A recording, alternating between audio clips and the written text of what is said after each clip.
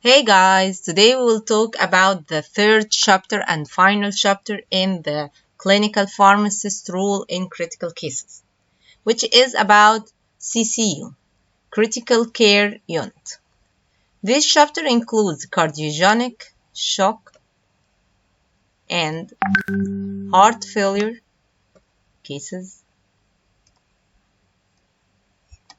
finally hypovolemic shock.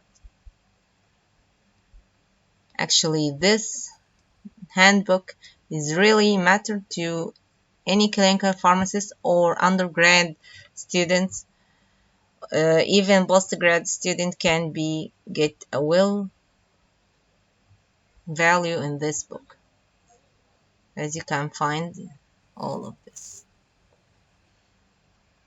I hope you like the book, and if you really want to get more qualified in your career and explore other areas and data that you may find it in your work, you have to get that book. Many thanks to you. Bye.